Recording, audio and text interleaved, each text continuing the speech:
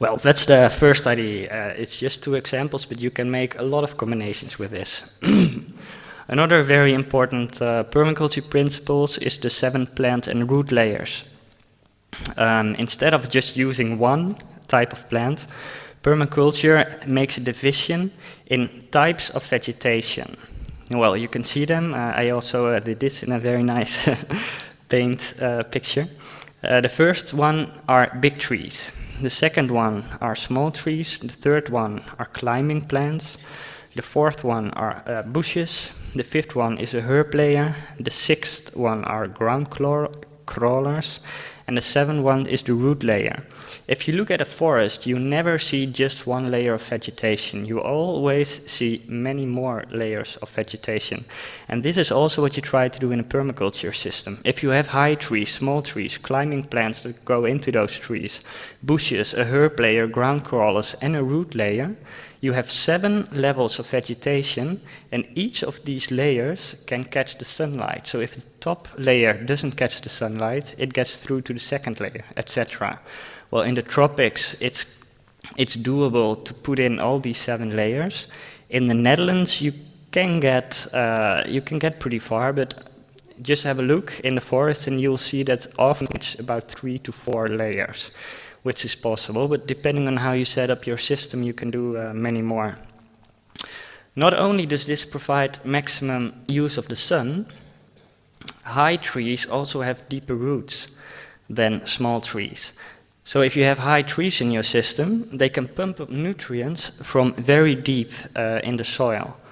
The advantage is that they drop their leaves, which is on the surface, so these nutrients become available the next year for the whole system. So, thank you. So, you're not only using the sun in a maximum way, you're also using the soil in a maximum way, because you have in those soil also 7 layers where you can use nutrients. One other very big advantage of having these 7 layers of vegetation is that you create many different habitats, and a habitat is basically a living place for an insect, for a bird. Some animals like to sit on the ground, like grasshoppers, others like to be high up in the trees, others like bushes. And if you make the room, because you have all these layers, you automatically get a lot of insects, birds, mammals, etc. So that's the very positive thing. You get your biodiversity, that's a byproduct. While in the Netherlands a lot of nature conservation is basically aimed at that, in a permaculture system, because you set up your system in a diverse way with many layers, it's an automatic given. You basically can't stop it even if you would want to. Well, then I give, you see the 7 layers again, and I give some examples of edible species you could plant.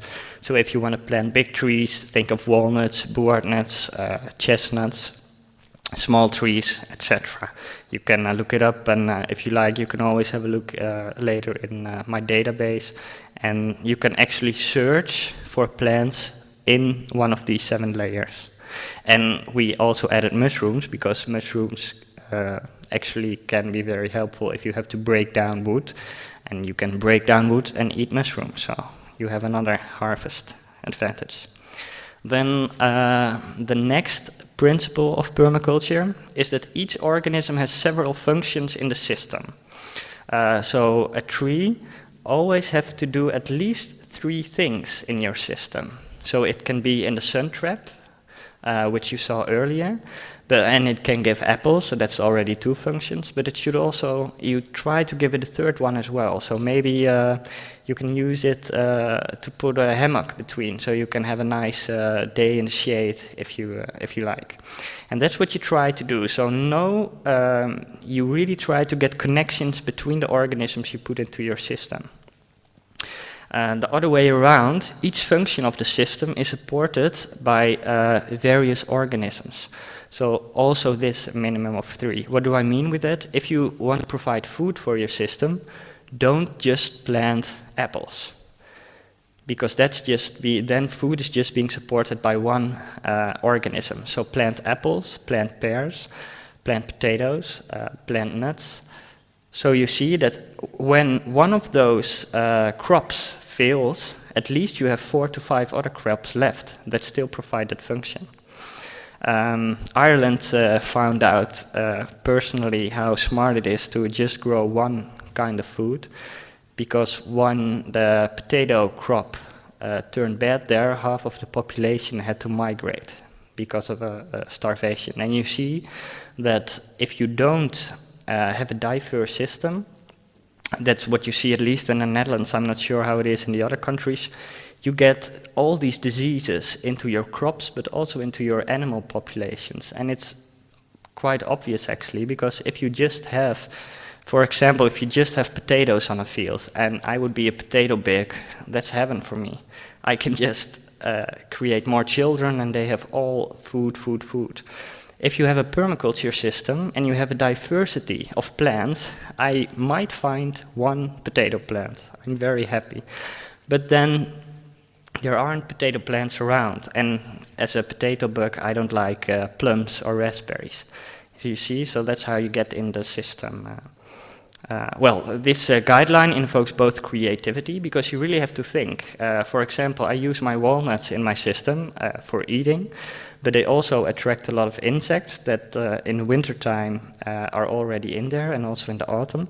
But I also use them as a windbreak to protect, for example, a plum tree or a peach tree that needs very quiet space.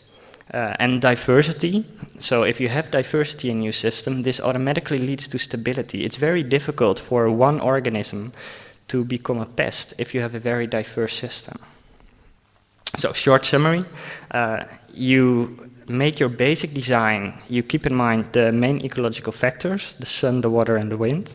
You design with those, and obviously you have to keep in mind the soil type and also the wishes of the owner. What do you want with your system? Do you want food? Do you want building materials? Do you want clean water? Or maybe you want several of these functions.